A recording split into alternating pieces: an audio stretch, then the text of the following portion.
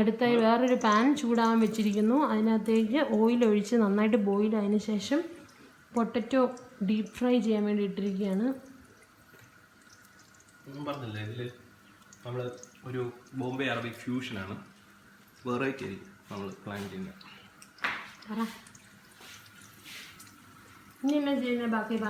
അതിനുശേഷം നമ്മളിത് brown colour ആയതിനു ശേഷം നമ്മളിത് കോരിയെടുക്കും. അതിനുശേഷം നമ്മൾ ഒണിയൻ കുറച്ച് ഫ്രൈ ചെയ്തെടുക്കണം.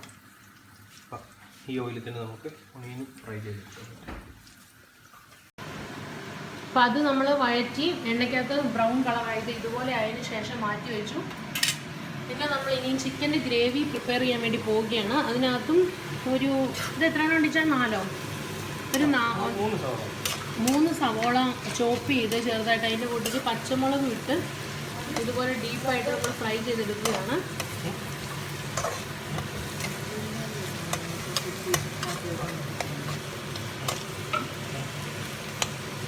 ഇത് കംപ്ലീറ്റ് ആയിട്ട് ബ്രൗൺ ആവണം.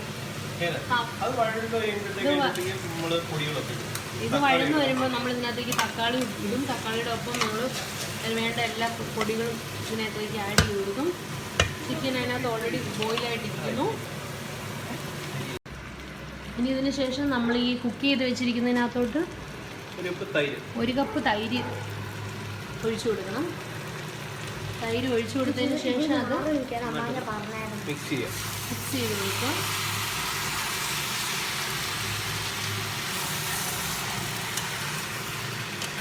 പുളിക്ക് വേണ്ടിയിട്ടാണ് തൈര് യൂസ് ചെയ്യുന്നതിൻ്റെ കാരണം ഒരു പുളി കിട്ടാൻ വേണ്ടി മാത്രമാണ്.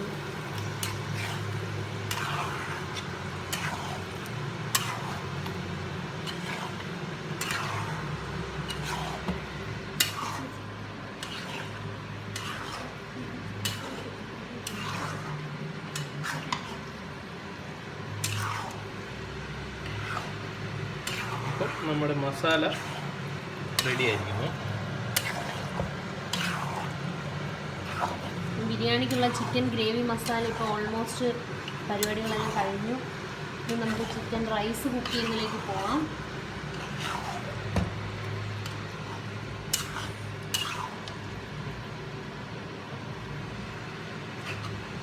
ലോ ഫ്ലെയിമിൽ ഇട്ടിട്ടാണ് നമ്മൾ ചെയ്യുന്നത്. ഇത് കഴിഞ്ഞു കേട്ടോ. അങ്ങനെ നമ്മളിത് ദം അവസാനമായിട്ട് പൊട്ടിച്ചിരിക്കുന്നു.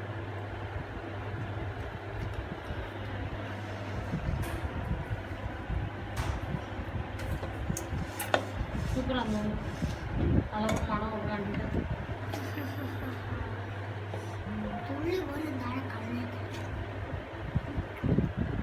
ആ ഉരുളിക്കകത്തോട്ട് ഇട്ടിട്ട് മൊത്തം ഒറ്റ ഇളക്കണം. ചെത്തി നീ അങ്ങനല്ലേ ലെയറായിട്ടല്ലേ ഇട്ടേ? ചെത്തി എടുത്താൽ മതി. എനിക്ക് അറിയാവുന്നൊരു എടുക്കൂടെ അത്.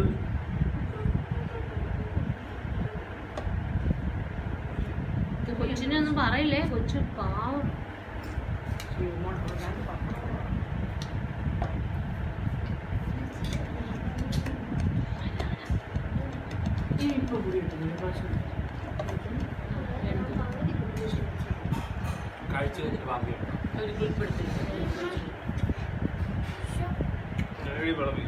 അപ്പം കൊണ്ട് നോക്കി